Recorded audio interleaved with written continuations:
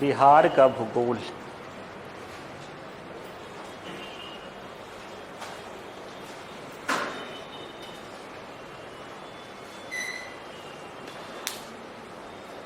भारत के प्राकृतिक प्रदेश को पढ़े होंगे तो याद होगा हम लोग ऊपर से नीचे क्या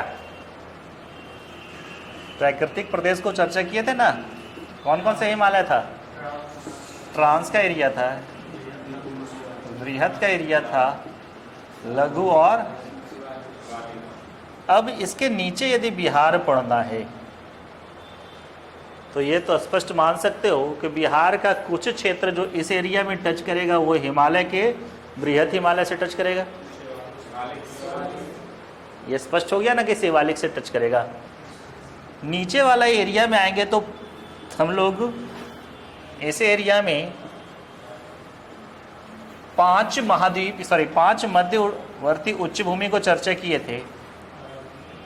ठीक है, अरावली, मालवा, बुंदेलखंड, बघेलखंड, छोटा नागपुर, और तो कहीं ना कहीं नीचे का एरिया छोटा नागपुर वाला एरिया से सटेगा। ये स्पष्ट है पूरा है ना एरिया।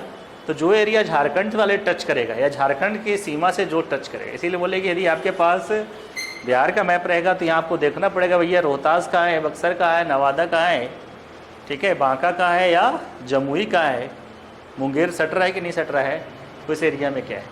तो ये स्पष्ट हो गया कि बिहार का उत्तरी प्रदेश का कुछ हिस्सा, हमने ये नहीं कहा कि पूरा, कुछ हिस्सा, तो आपको यहाँ एटलस पे देखना पड़ेगा कि ये डिस्ट्रिक्ट कौन सा है, पश्चिमी चंपारण है या पूर्वी चंपारण है कि किशनगंज। तो ये आपको देखना है कि यहाँ पश्चिमी चंपारण। तो कुछ हिस्सा इस शिवालिक रेंज से होगा और नीचे वाला कुछ हिस्सा छोटा नागपुर के पठार से टकराए। बीच वाले कुछ हिस्से में टोटल में क्या है, गंगा का प्रवाह क्षेत्र है। तो गंगा में ऊपर से मिलने वाली नदियाँ, गंगा में दक्षिण से मिलने वाली नदियों से मैदान का निर्माण हुआ है। तो इसकी भू आकृतिक संरचना यानी फिजिकल ज्योग्राफी को इसी आधार पर हम लोग बांट सकते हैं। बिहार के प्राकृतिक संरचना या भू आकृतिक प्रदेश को इसी आधार पर बांट सकते हैं। लिखो इसका 3, यानी बिहार के भूगोल में लिखो भू आकृतिक प्रदेश या प्राकृतिक संरचना। प्राकृतिक संरचना, इस प्राकृतिक संरचना को 3 अलग अलग भागों में बांट दीजिए। यानी कुछ पार्ट इसे शिवालिक का होगा और तराई का होगा। यह स्पष्ट हुआ? यानी स्पष्ट है कि कुछ भाग शिवालिक का और तराई प्रदेश का होगा और कुछ पार्ट किसका होगा, छोटा नागपुर का एरिया का होगा, और बीच वाला पार्ट किसका होगा, गंगा तथा उसके सहायक नदियों के द्वारा बनाए गए मैदान से निर्मित हो। इसको 3 भाग में उत्तर में लिखो। उत्तर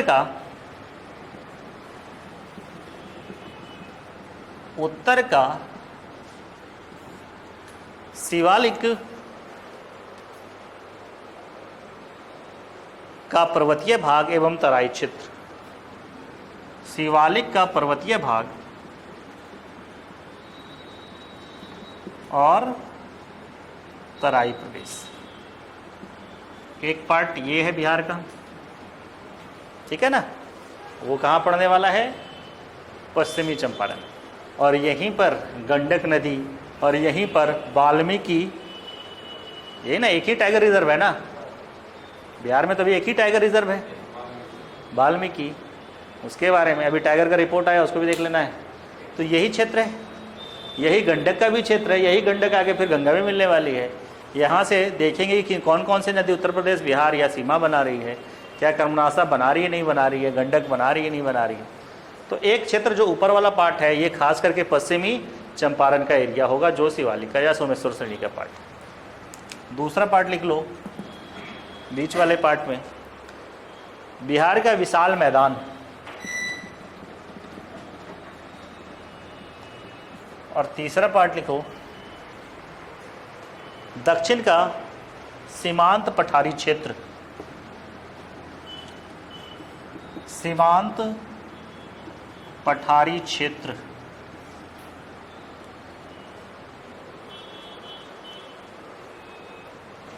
इस पार्ट को 3 भागों में बांटो।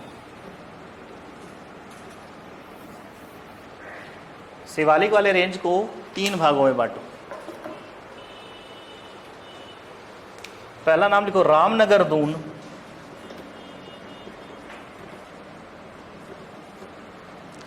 दूसरे पार्ट में लिखो सोमेश्वर श्रेणी दून,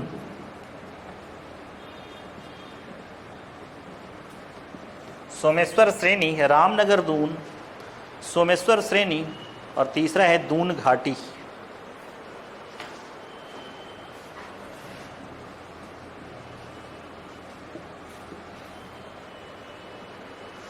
एक एक लाइन यहाँ ही लिखना चाहते हो तो यहीं लिख लो, एक एक लाइन रामनगर दून के नीचे लिख लो। यह छोटी छोटी पहाड़ियों का क्रम है जो 214 वर्ग किलोमीटर में फैला हुआ है। छोटे छोटे पहाड़ियों का क्रम है जो 214 वर्ग किलोमीटर में फैला है।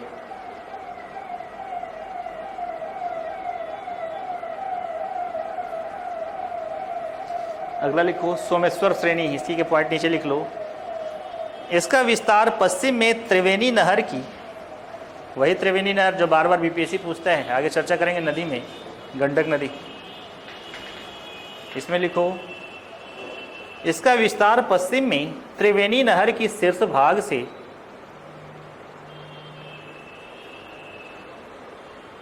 त्रिवेणी नहर के शीर्ष भाग से भिखाना ठोरी तक, भिखाना ठोरी तक, हाँ, लगभग 75 किलोमीटर, लगभग 75 किलोमीटर में है।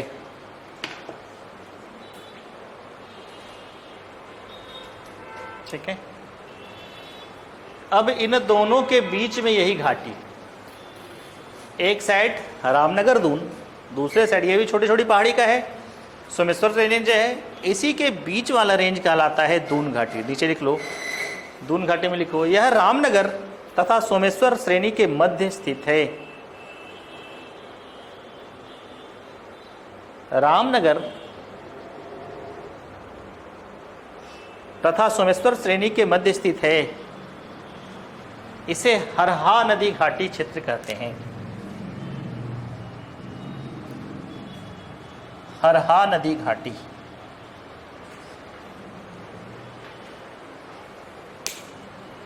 चीजें स्पष्ट हुई? यानी शिवालिक का रेंज हमारे पास या तराई का रेंज हमारे पास मुश्किल से मुख्य रूप से जो मिलना वाला है वो बिहार के पश्चिमी चंपारण वाले क्षेत्र में ऊपरी क्षेत्र, यानी बिहार के उत्तर पश्चिम का कॉर्नर वाला क्षेत्र यही मिलेगा। ठीक है। इसके बाद वाला एरिया हमारे पास इस शिवालिक के रेंज के रूप में नहीं, और इसी जगह वाल्मीकि टाइगर रिजर्व के रूप में VT Valmiki tiger reserve VTR के रूप में यहाँ डेवलप किया गया है। और एक ही बाघ का संरक्षण क्षेत्र है, टाइगर रिजर्व है बिहार में, वो है वाल्मीकि अभयारण्य। बनाया नहीं है अभी, पेपर में पढ़े थे, परसों पढ़े हैं, परसों तरसों पेपर में पढ़े हो, कब परसों तरसों पेपर में पढ़े वही ना, ये बनाया नहीं है, इसे देख लेंगे हम भी। ठीक है। वहाँ जंगल विकास करने की बातें चल रही है नेचुरल रूप से। दूसरा क्षेत्र आओ, इस विशाल मैदान को यदि बांटना होगा, देखो यहाँ तो इसे गंगा को लेंगे तो गंगा के एक उत्तरी और गंगा का दक्षिणी। अब बिहार का ये नेचर बताओ, जो बार बार चर्चा होती है कि बिहार का जो उत्तरी भाग है वो बाढ़ पीड़ित है और बिहार का जो दक्षिणी भाग है वो सुखाड़, ऐसा क्यों? केवल कोसी, ऐसा क्यों? बिहार में जो उत्तर की नदियां आ रही है, जो हिमालय की सहायक नदियां हैं, उनका सोर्स क्या है? हिमालय। वो हिमालय या नेपाल हिमालय, नेपाल हिमालय से निकलने वाली नदियां यानी ग्लेशियर, यहाँ से निकलने वाली नदियाँ, और यहाँ सालों भर इसमें पानी भी रहता है। और जब मानसून का प्रभाव देखिएगा तो मानसून दक्षिण पश्चिम मानसून गारो खासी जयंतिया से धीरे धीरे पूरब की ओर हिमालय के साथ साथ चलना आरंभ करती, और जैसे जैसे चलना आरंभ करती तो इस क्षेत्र में वर्षा का प्रभाव भी ज़्यादा होता। यदि नेपाल में ज़्यादा वर्षा होती है तो उसका प्रभाव इस नदियों में होता है, इसका बहाव क्षेत्र यहाँ बढ़ना आरंभ होता है। दक्षिण की जितनी प्रायद्वीप नदियाँ हैं वो नदियाँ वर्षा पर आधारित होती है उसकी पानी, और वर्षा पर आधारित पानी होने के कारण वो नदियाँ कभी कभी आपको सूखी भी नजर आएगी।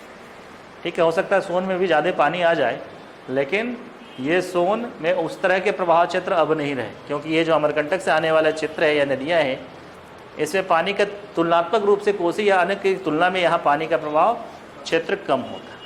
तो उत्तर का क्षेत्र जो होता है, ये जितनी नदियाँ हैं, चाहे गंडक से लेकर महानंदा तक जाएंगे, बीच में ढेर सारी नदियाँ आने वाली है, गंडक से लेकर महानंदा तक जाएंगे, इस नदियों का प्रवाह हिमालय से निकलने के कारण, और इसमें प्रवाह क्षेत्र यदि वर्षा का मात्रा अधिक होता है तो ये अपने प्रवाह क्षेत्र में या अपवाह क्षेत्र में पानी की मात्रा को लेकर अधिक चलता है।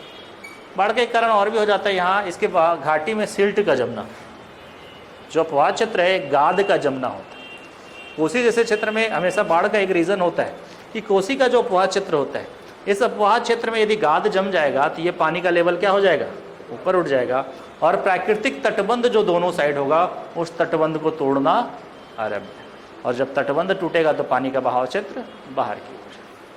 ठीक है, इस संदर्भ में कुछ चीज़ें आती हैं। तो ये दो टाइप का मैदान हो जाएगा, उत्तर बिहार का मैदान और दक्षिण बिहार का मैदान। तो विशाल मैदान को दो भागों में बांटूं।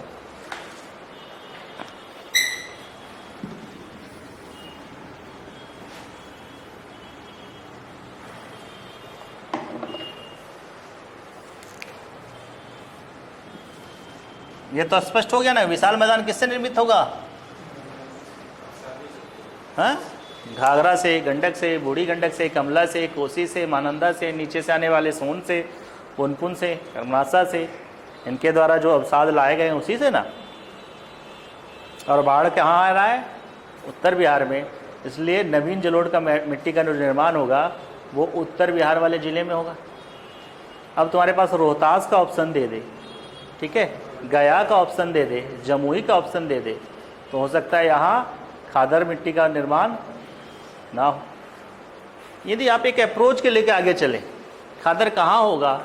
जो वहाँ बाढ़ का पानी आए और नीचे वाली नदियाँ उस रूप में बाढ़ लेके हमारे पास नहीं आए। तो लिख लो इसको दो भागों में, गंगा का उत्तरी मैदान और गंगा का दक्षिणी मैदान।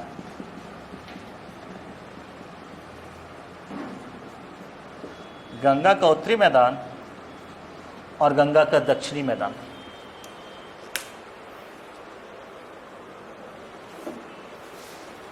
उत्तर मैदान की खासियत क्या है? इसको दो भागों में या तीन भागों में इसको अलग अलग बांटो। गंगा के उत्तरी मैदान को तीन अलग अलग भागों में बांटो। इसको लिखो घाघरा गंडक दोआब या गंडक घाघरा दोआब। सॉरी, पहला लिखो घाघरा गंडक दोआब। कल इसका एटलस लेके आना।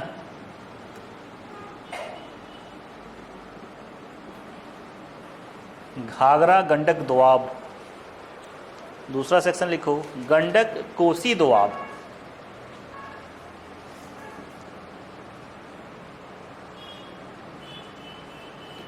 गंडक कोसी दोआब। और तीसरा बड़ा सेक्शन है कोसी से लेके कहाँ तक? लिख लो कोसी महानंदा दोआब।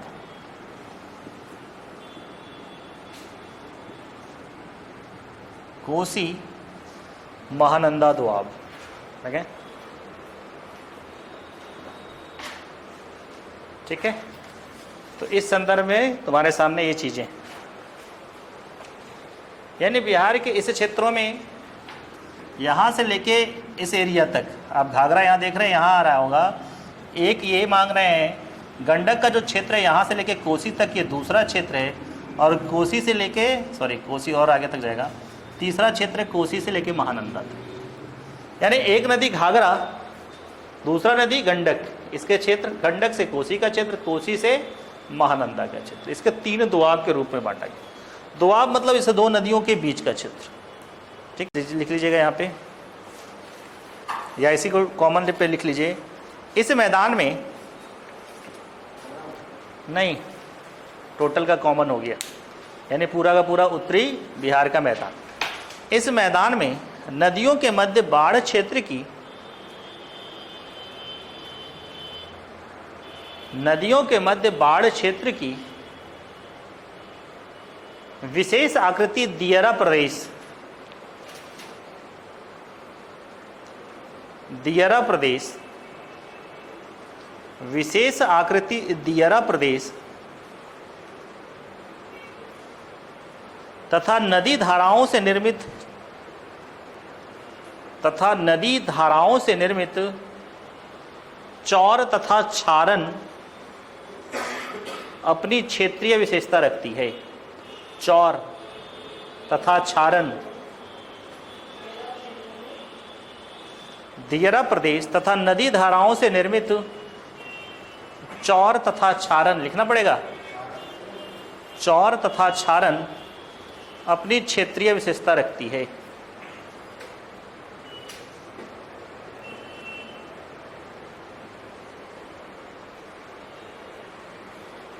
ठीक है, आगे जाएंगे तो कुछ और नाम मिलेगा, नीचे वाला क्षेत्र में टाल वाला नाम मिलेगा, जो क्षारण, क्षारण झील नाम सुनते हो? नहीं सुने हो? गोखुर झील, ऑक्सबॉ लेक, उसी का नाम होता है क्षारण, यानी अवसाद जाके जमा करके रख दी। उससे जो क्षेत्र यानी बीच बीच में कैसा क्षेत्र निकल रहा है, यानी उत्तर बिहार में इस नदियों के द्वारा बीच बीच में ऐसे स्थलाकृति का निर्माण हो रहा है, नदियों के बीच बीच में। जैसे तुम्हारे सामने यहाँ गंगा में है, एक उदाहरण सामने दिखा रहे हैं। ठीक है, तो ऐसे आकृति यहाँ करता है क्षेत्र, या वो दियरा प्रदेश होता है, यानी नदियों के बीच वाला एरिया। अभी भी बोलते हैं ना दियरा प्रदेश, दियारा कहाँ? गंगा के उस पार वाला है दियारा। दियारा क्या है? बालू क्षेत्र केवल होता है, यानी वहां बालू लाके जमा किया गया है इसके द्वारा, वही क्षेत्र होता है दियरा। यानी आपको जो चर्चा करेंगे इस ऊपर वाली नदियों में, यानी गंगा के उत्तरी मैदान की ओर इस तरह की आकृति का निर्माण दियरा का, चौर का और क्षारण का निर्माण हो रहा है, जिसके द्वारा जो दोआब के बीच में नदियों के द्वारा कुछ कुछ जगह ऐसे अवशेष लाके या छोटे छोटे टापू का निर्माण किया जा रहा है। ठीक है, उजला बालू सीधा सा कॉन्सेप्ट है, जो नदी हिमालय से आए, हिमालय से निकलने वाली नदियों के द्वारा सफ़ेद बालू लाया जाता है, और प्रायद्वीप भारत की नदियों के द्वारा जो अवशेष होता है वो होता है लाल बालू का। इसीलिए सोन के द्वारा लाए गए बालू उजला नहीं होता है। क्यों? यह सीधा सा कॉन्सेप्ट है, जहाँ से या जिस क्षेत्र से ये नदियाँ चलेगी उस क्षेत्र में जो अपक्षय और अपर्दन करेगी, उस क्षेत्र में अपक्षय या अपर्दन करेगी, वही ना आएगा हमारे पास। और प्रायद्वीप भारत की नदियाँ आ रही है तो कहीं ना कहीं वहाँ इग्निशियस रॉक है, मूलभूत चट्टान है, उस चट्टान को काटते हुए आ रही है, तो वैसे बालू लेके आएंगे। और उत्तर बिहार की नदियाँ कहीं ना कहीं आपको सेडिमेंट्री रॉक्स या हिमालय या कहीं ना कहीं मैदानी क्षेत्र से आती है, तो यहाँ सफ़ेद बालू मिलेगा, बालू का सफ़ेद कण होगा, छोटा छोटा कण होगा। स्पष्ट हुआ? लिखो गंगा का दक्षिणी मैदान, गंगा का दक्षिणी मैदान। अब गंगा का दक्षिणी मैदान कहाँ से कहाँ हो जाएगा? गंगा के दक्षिणी छोर से लेते हुए कहाँ तक? छोटा नागपुर के पठारी तक। एक लाइन लिख लो, गंगा नदी के दक्षिणी तट से छोटा नागपुर के पठार तक।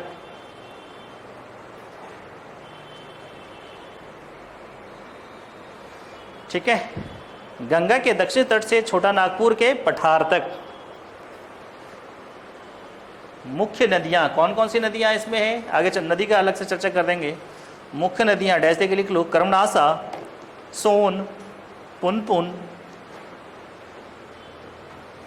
कर्मनासा, सोन, पुनपुन, क्यूल, अजय इत्यादि।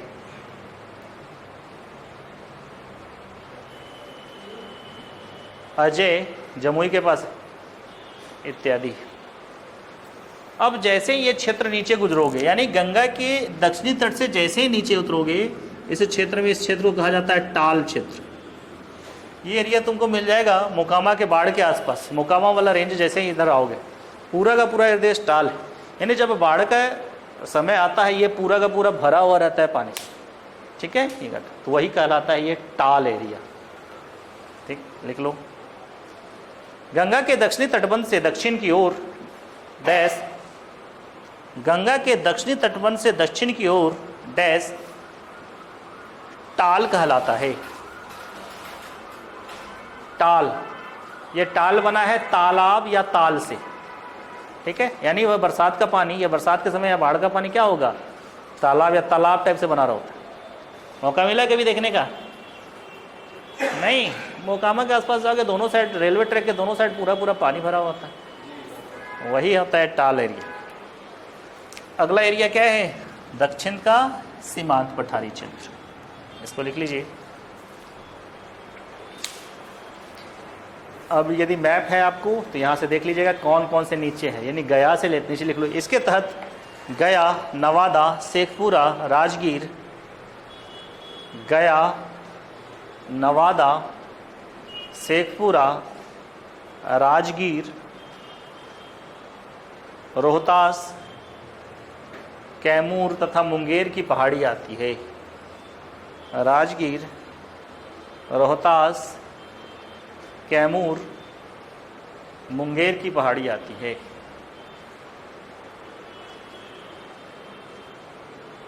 यानी दक्षिण बिहार में इस जगह से, यानी आप रोहतास से उठा रहे हैं, यहाँ से ले तक राजमहल तक जा रहे हैं, तो नीचे वाला जो जो डिस्ट्रिक्ट है वो डिस्ट्रिक्ट आपको पता चल जाएगा कि गया का कैसे पहाड़ी है, रोहतास का सेक्शन क्या है।